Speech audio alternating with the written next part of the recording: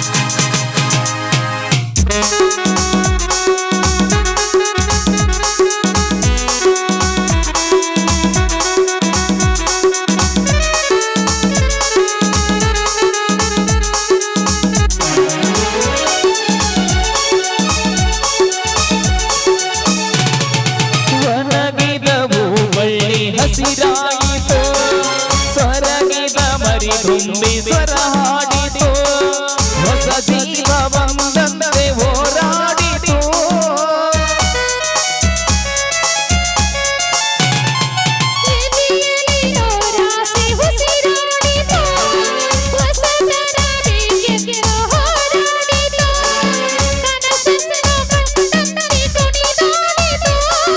ಜೀವಗೀತವಾಯಿತು ಅಮೃತ ಕುಡಿದಂತೆ ಸ್ವರ್ಗವ ಕಂಡಂತೆ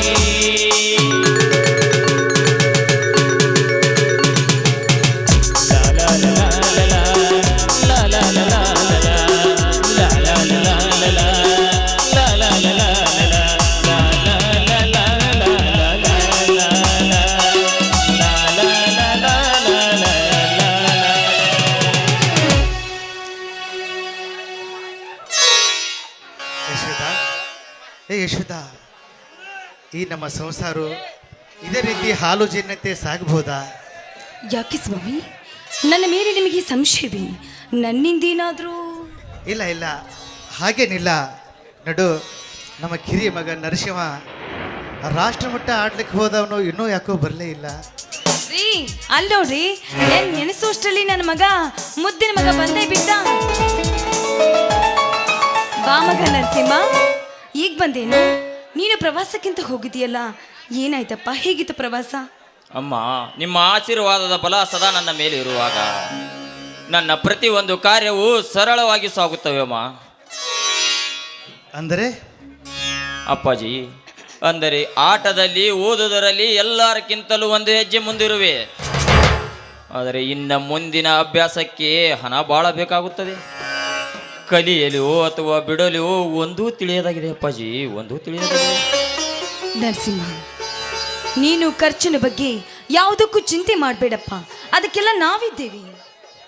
ಅಮ್ಮ, ದಿನದಿಂದ ದಿನಕ್ಕೆ ನಮ್ಮ ಮನೆ ಖರ್ಚು ಹೆಚ್ಚಾಗುತ್ತದೆ. ಇನ್ನು ಮುಂದೆ ಹೆಚ್ಚು ಅಭ್ಯಾಸ ಮಾಡಬೇಕಾದರೆ ಸುಮಾರು ಲಕ್ಷಾಂತರ ರೂಪಾಯಿ ಹಣ ಬೇಕು. ಅಷ್ಟೊಂದು ಹಣ ಎಲ್ಲಿಂದ ಬರುತ್ತದೆ ಹೇಳಮ್ಮ, ಹೇಳು.